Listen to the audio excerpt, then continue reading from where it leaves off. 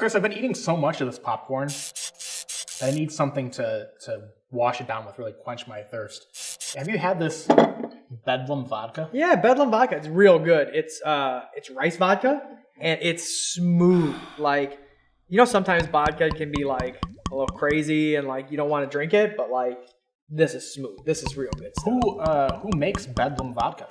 It's actually a distillery in North Carolina. They do a really great job. It's Greybeard. They're fantastic. But you know, people might know this.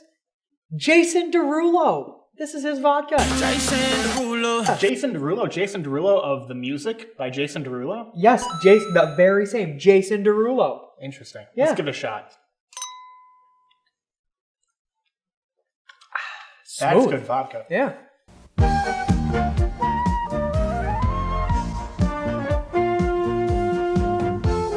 Today, after taking that really good shot, I'm energized to talk about cinema. We're going to be talking about the film Back to School.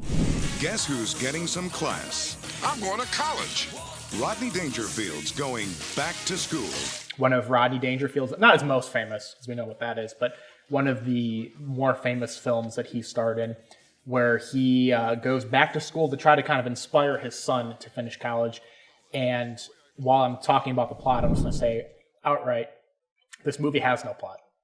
This movie has no fucking plot. It is outrageous, but it does not mean I did not like it. Yeah. But that is the first thing I want to say is this movie has no story. Yeah, for sure.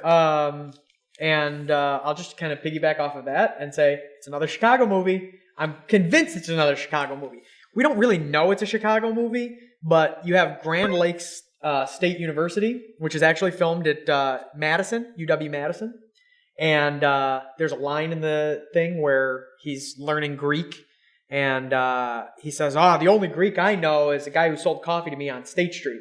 And the fact that he's able to drive a limo to go visit his son, I'm convinced it's a Chicago movie. I mean, it makes sense because it's filmed at Madison, and a lot of people from the Chicago area go to Madison. Yeah. So, Chicago movie.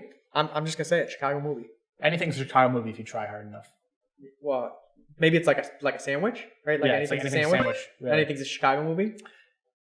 Yeah, everything's just more Chicago-y than other Chicago movies. Sure. But like I was saying, this movie has no plot, and it doesn't bother me, in part because it's Rodney Dangerfield, who I think is hilarious, and it's somebody that, like, his career I think about a lot, just because he wasn't really famous until his 60s. He was like, he had a normal job. Mm-hmm. He blows me away. And like, same thing kind of in Caddyshack, more so in this movie.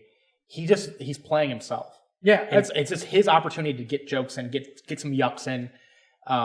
It's just like 90 minutes, however long it is. It's not very long, I don't think, of him just like telling his yucks, telling his one-liners, doing his personality coming through. There's absolutely no point to the movie other than Rodney Dangerfield telling jokes. Literally what I said, a full-length Rodney Dangerfield joke. Yes, that is literally what it is. And that doesn't bother me. It's like, it's kind of stupid. But because it's him, I don't think it bothers me. No, yeah. And other people have done this. I not quite to this regard, but Adam Sandler, like, making Grown Ups and Grown Ups 2 is literally him and his buddies having a chance to make jokes at each other. Oh, my leg, Steph! Oh my God, the ball's sticking out! God, I need help! It's a stick! I got you! Very good. Yeah, yeah, So absolutely. if you're famous enough, you can pull it off. Sure, why not? Yeah, absolutely. Just as a quick note about this movie, you have a couple of typecast characters in this movie. You have Paulie from the Rocky movies. Girls, this is Lou. Lou, these are girls. Playing a scummy dude, typecast as scummy dude, and Billy Zabka as a douchebag. Yeah. You'll always be a crude, obnoxious, nouveau riche little plebe. Right? Both of them typecast. Although I do have to wonder, is Billy Zabka typecast as a cuck? Because think about his character in this movie with the girl, right? And he loses the girl. He gets cucked by Rodney Dangerfield's son. And then think about Karate Kid, right? With the other girl, where he's cucked by Ralph Macchio. So Billy Zabka, big time cuck. Typecast cuck. That's a good point. I was going to point out the other note on the cast, a young Robert Downey Jr. Huh? And I was watching this movie. I watched this movie for the first time like a month ago. Well, I don't know when you're watching this or listening to this. I watched it recently, and I'm hearing him talk, and I'm watching him. I'm like, that's somebody. Who is that? And at first I thought it was like a bunch of names popped into my head who it might be. I'm like, I have no idea who it is, but I know this is somebody. And I looked up the cast, and sure enough, Robert Downey Jr. That blew my mind. Yeah, absolutely. I mean, there's no better way to be classy Robert Downey Jr., which epitomizes Robert Downey Jr. in the 80s. As I know it's jumping ahead, but in the party scene where he does the do me, the do me thing. This will cheer you up. Oh, do me! Derek, get up, will you? You look like the poster boy for birth control. Right, like totally classy Robert Downey Jr. like that. But yeah, I mean, it was one of his first movies. He'd been in other things too, but this is one of his first movies. And one of the first really big ones for him. Yeah, and it is really big because of Dangerfield really carrying the movie. Now, I've already discussed ad nauseum how there's really no plot, and you mentioned how it's just one big Rodney Dangerfield joke. But to get into what of a plot there is, the timeline is insane. I don't understand the timeline at all. Like, the time shifting in this movie is crazy. All of a sudden, Rodney Dangerfield's graduating at the end of the movie, and it feels like he's been in school for 3 days. Oh, no. They said this is the first time we've had a freshman give the commencement speech. Yeah, but that made no sense. Like, it was just, I don't know. The whole, I'm watching it at the end, and he's up there giving the commencement speech. I'm like, what the hell? I thought I missed something. I thought he'd did I miss a year go by? Did I miss Oh, we just kind of jump ahead, that didn't bother me as much. That sets the scene for all these other commencement speeches, right? In Legally Blonde or in Billy Madison, where they all give kind of speeches at the end to kind of. Well, I'm glad you mentioned Billy Madison. Just to close the loop on that, it just didn't seem like he did enough in college to be giving the commencement. It didn't make any. I couldn't wrap my head around the whole thing of why. Well, I understand it because his character is affable. Everybody loves him. Absolutely. He is a regular dude. He's in the hallway with the guy that's fixing up the dorms and everything. And he's a regular dude. He's cool. He's down to earth. Everybody likes him. That's why I think that makes sense to me. It kind of in the vein of Van Wilder, right? Yeah. Everybody likes him. Who, me? No. I get it, but you're going to tell me that makes sense also? Oh, fuck no, it doesn't make sense. Billy Madison. So I've seen that movie a gazillion times. More of my generation. Is Billy Madison just a thinly veiled retread of Back to School? I'm never coming back to school! Never!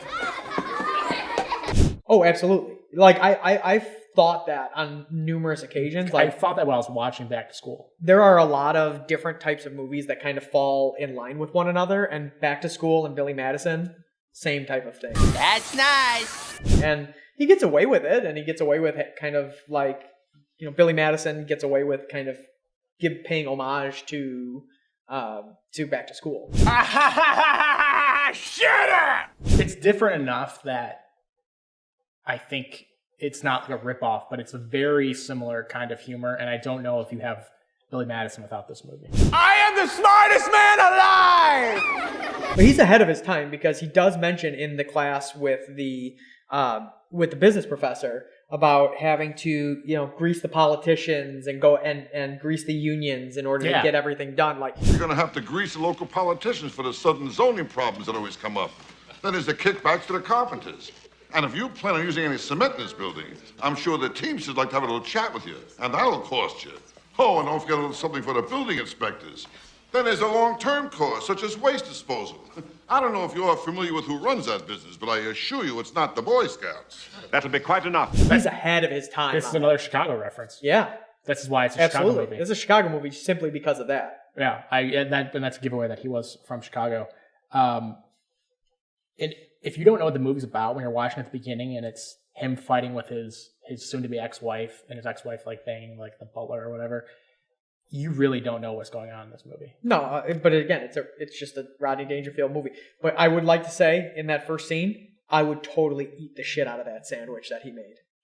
Do you remember the sandwich that he makes? Vaguely, yeah. He walks up to the table and it's all these nice little finger foods and everything, and he just takes this loaf of bread, slices it in half, shoves deviled eggs and all kinds of stuff in it. I hate small food, you know.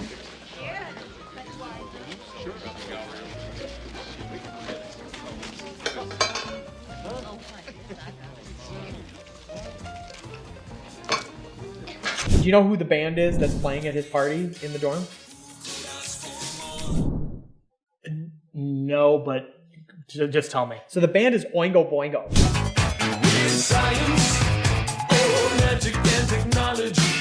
Okay, which is Did they say that in the movie? yeah, they had a big Yeah, thing behind yeah, them on the. Do you know who the lead singer of Oingo Boingo was? No. Danny Elfman. Danny Elfman of Batman fame, of music score fame, headed up Oingo Boingo. Like, it just blow your mind, right? Yeah. Like, he was the head of Oingo Boingo, and then, like, he went on to score Batman and The Nightmare Before Christmas and all of these movies that are super famous and popular. It's just weird how that happened. That is very weird. He scored this movie, too. So, just so you're... I didn't. kind of- I don't think the music had enough of an impression on me to. That's 80s even music, think about so, it. Yeah. You know. And then another fact is Rodney Dangerfield, at the time he made this movie, had a sponsorship deal with Miller. And so throughout the Does entire not surprise movie, me at all. there was only Miller products. That's interesting. So like you see, you see Miller Lite and you see High Life in the movie. And like those are the only beers that you see throughout the movie. I think it also does a great job of kind of poking fun at academia because like the whole thing with he gets Kurt Vonnegut. He gets Kurt Vonnegut to write his paper for him. And then the professor's like, whoever this is doesn't know anything about Kurt Vonnegut. And it's like, yeah, he fucking does because he's Kurt Vonnegut. So professors, you're full of shit. That's kind of one of the takeaways, like, because you get these professors like thinking about going back to college, right? And they like think they know like everything about whatever subject it is they're teaching. It's like clear that sometimes you don't fucking know what the hell. That's what these movies do a great job of. We've talked about like Animal House before, which we'll probably do eventually. Is they always do a great job of poking fun of academia by either making like the college dean the villain or making these professors just look kind of stupid. Yeah, for sure. And then a couple of things that I just want to point out is like when Rodney Dangerfield gets up and he dives. I was going to bring Or this up, actually yeah. like the part where his son dives, right? And it's the like most simplistic dive ever.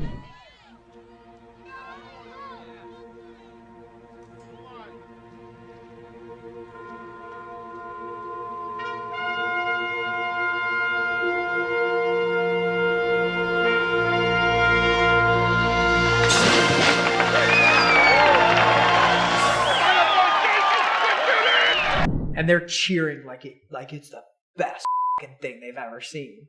Are you fucking kidding me right now? Well, they're cheering for the worst fucking thing ever. well, that's what I was going to bring up is this movie makes diving/swimming seem cool, which is like it's you have people like jammed into this diving meet. Yeah. This is the only movie to do that, but I don't know if this was intentional, but it's kind of funny that they picked diving. Yeah, for sure. It's not cool. I mean, it's kind of cool in the Olympics, and you see people do like, Yeah. I can't do that. One last thing I want to just mention is, I talk about Billy Zabka playing the typecast cuck. I got to ask, did Rodney Dangerfield cuck his business professor? Yeah, oh, he absolutely did. Or No, he did. I'm going to throw another thing out there. Are they swingers? No, because the professor's pretty pissed about the whole But he's a little arrangement. bit pissed about it. But he's so nonchalant about like, he says, what do you see in that guy? So like, that's what leads me to think like, maybe there's a swinger arrangement, but like, he doesn't like Rodney Dangerfield as the English professor's like love interest. Yeah. But like, maybe there's a swinger thing going on, but definitely for sure, he's definitely cucking the shit out of the I business think he just professor. could be so cucky that he doesn't have enough self-worth to think like this is awful, and he's just like, what do you see in that? Like, he's such a cuck that he has no self-worth at all. It's a very cucky movie now. Yeah, you bring for it sure. up. I mean, in the comments, please let us know. What do you think? Is the business professor a cuck, or is he part of like the swinger relationship? I'd like to know what you think. It's a classic cuck or swinger question. Cuck or swinger? That's I Well, often ask myself that question. I think I'm really torn on this one because we mentioned like Billy Madison being similar and like other movies being of the same vein. I enjoyed it. This came out before my time, and I just saw it in the year 2020, and I still enjoyed it. But I think that's because I like Rodney Dangerfield. I don't know if the kids these days know much about Rodney Dangerfield unless they've seen Caddyshack. So I'm really torn on this one because I think that whole college admissions thing is hilarious. Oh, it's for sure hilarious. I think it is so fucking funny. Look, this is going to be one of those ones that I'm throwing in difference because I love this movie. Like, whether or not it can be made today, I'm not sure. So I'm just going like this. So we're going to do guess the IMDb score. Do you want to go first? Sure. I'm going to go ahead and I'm going to say, because I just have a feeling that a lot of people didn't necessarily like this movie. And so I'm going to go like 6.5. I'm in the same ballpark. I think, like, when I saw this movie, my dad told me, like, he hyped it up. He's like, this is a hilarious movie. You've never seen this. You couldn't believe it. I'd never seen it before. So I think it has kind of a cult thing. I'm going to go just a tad bit higher. I'm going to go 6.8. 6.7. Damn! Well, can't we play the, like, Price is Right rules or something like that before you go above? No. Damn it. All right, well, there you have it. Back to school. Yeah. Watch it. It's a good movie. I think you're going to like it. It's a solid 6.7. Damn it.